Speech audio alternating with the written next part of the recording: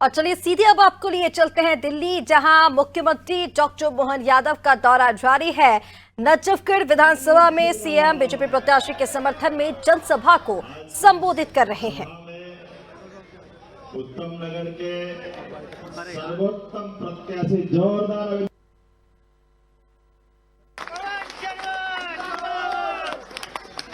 इसी कार्यक्रम में उड़ीसा भगवान जगन्नाथ की धरती से जगन्नाथ के भाग जगत पसारे हाथ जोरदार अभिनंदन। श्रीमान रुद्र नारायण पाणी जी का अभिनंदन। आप माननीय सांसद है। इसी कार्यक्रम में मंडल के अध्यक्ष देवाशीष यादव जी, आपका भी स्वागत अभिनंदन है देवाशीष यादव जी। और मेरे छोटे भाई और अभी अपने गुरु को भेंट की अभी इनने, जोरदार अभिनंदन हिमांशु यादव जी का भी।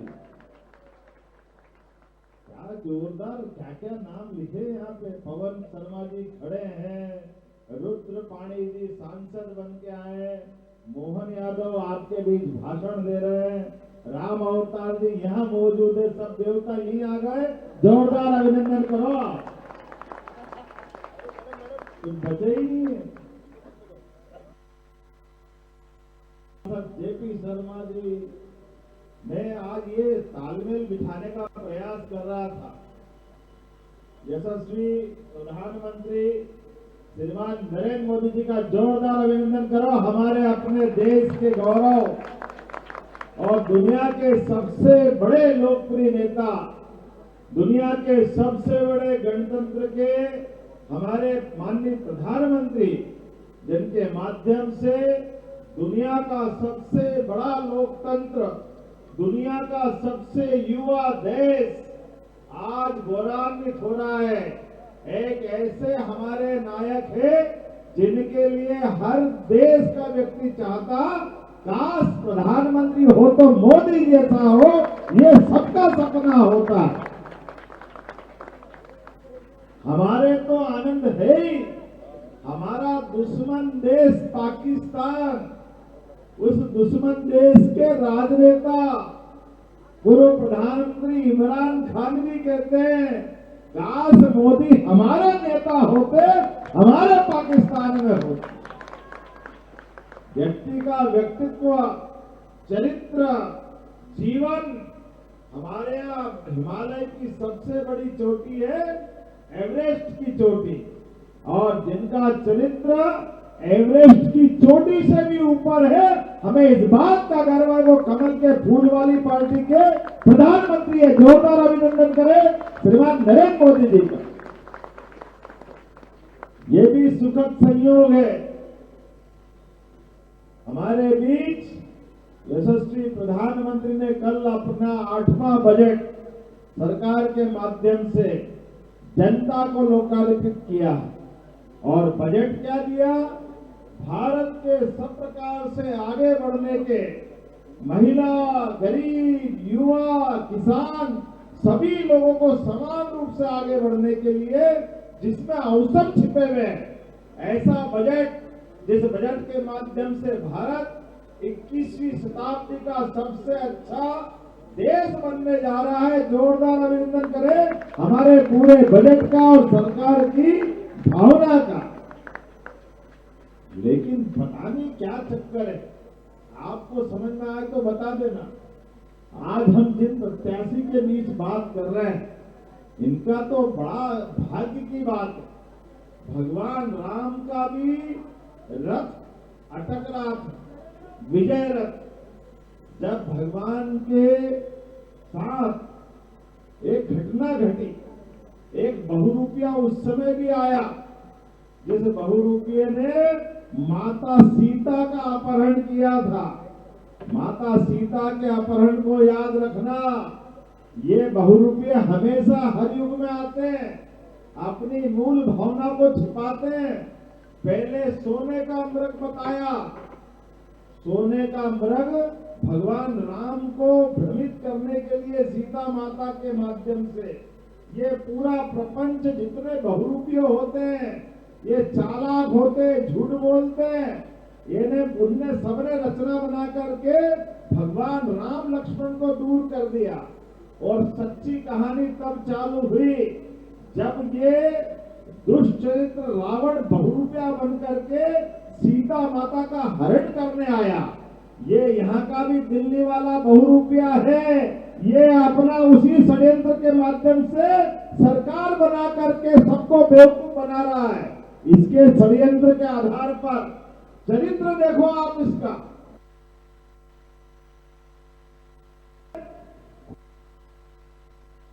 देश के अंदर कोई ऐसा उदाहरण नहीं कि मुख्यमंत्री जेल जाए, लेकिन ऐसे चरित्रवान के मुख्यमंत्री के पद को भी लगा दे और जेल में मुख्यमंत्री सही अंदर जाए। और कितना बेशरम। और क्या कहते हैं, अरे भाई मुख्यमंत्री इस्तीफा दे, ये क्या लिखा है? अरे वारे बाबा वाह, इतनी देश की इज्जत खराब करने वाला। मैं तो ये बेचारे अनपढ़ कई बार मुख्यमंत्री और मंत्री बने, उनको भी प्रणाम करता हूँ। किसी का भी नंबर अगर जेल जाने में रहा तो सबने पद छोड़ दिया कि हम जेल में अगर रहेंगे तो सरकारी पद की जो हमने प्रतिज्ञा ली है, जो हमने ओथ ली है, वो तो छोड़ना ही चाहिए। पूरे देश का इतिहास कलंकित किया है इस केजरीवाल ने, जो पद के साथ जेल गया, ये सबको अपमानित करने गया। दिल्ली जैसे राज्य को लजाने का काम इनने किया। लेकिन मैंने कहा ये जो भावना इसकी है वो भावना वही थी। अब आप बताओ, केजरीवाल अंदर जाए, उनके शिक्षा मंत्री वो दारू के मामले में जाए, ये भी अजूबा कहीं दिख रहा तो दिल्ली के अंदर दिख रहा। एक ही थैली के सब चट्टे बट्टे, दूसरा कोई है नहीं। क्या चरित्र है इनका। और किसी की जरूरत होगी तो और कम पड़ रहा है। कम कैसे पड़ रहा है? नाम तो उत्तम नगर, लेकिन उत्तम नगर का विधायक एक बार नहीं 2 बार वाला। और वो जिसने कहा हमने तो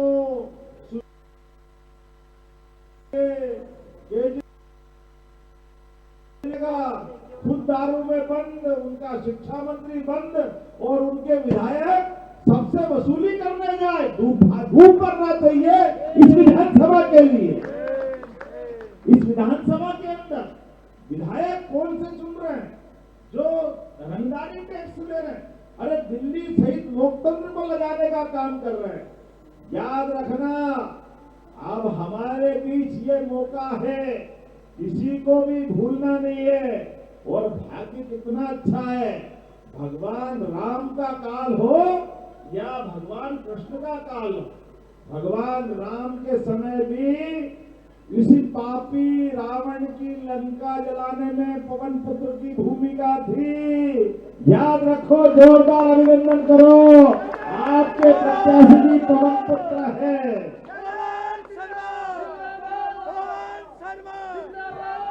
पवन शर्मा की भूमिका भूलना मत।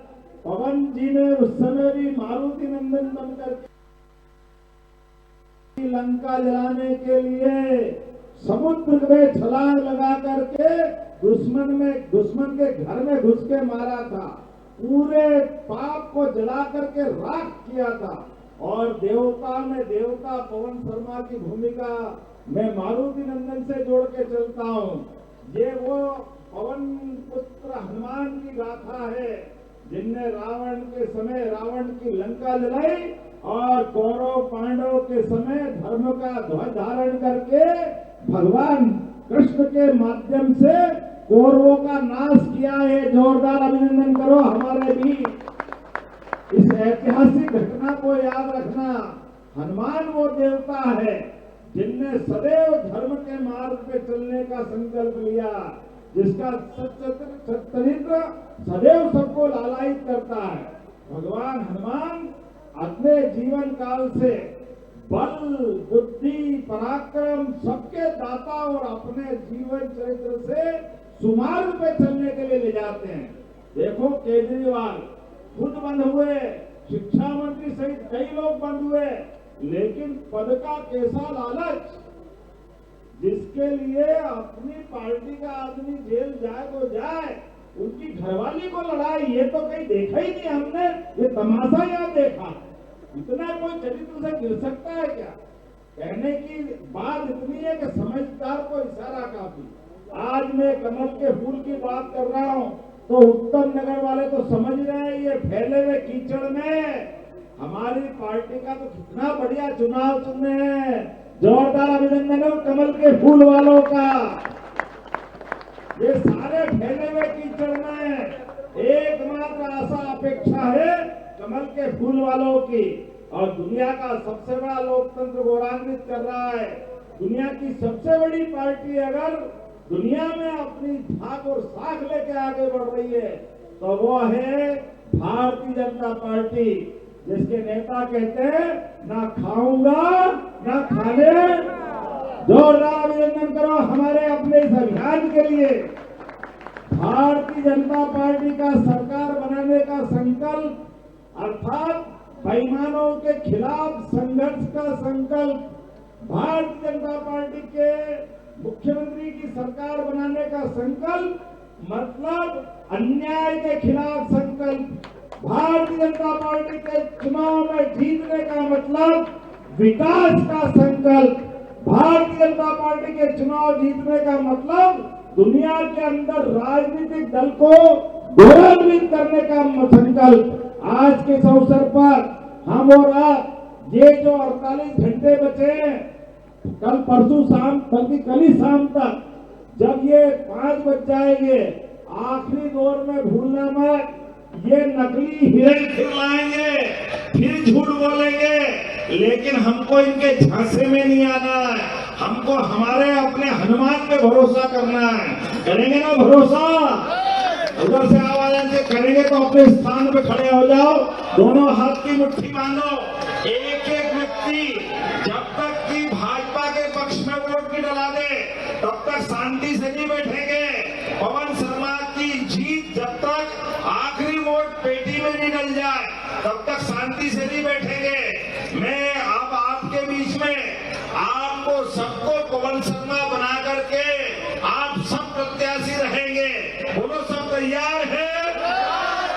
आवाज उधर से भी आना चाहिए। सब तैयार है तो मेरे साथ संकल्प करो। बोलो भारत माता की, भारत माता की, भारतीय जनता पार्टी जिंदाबाद,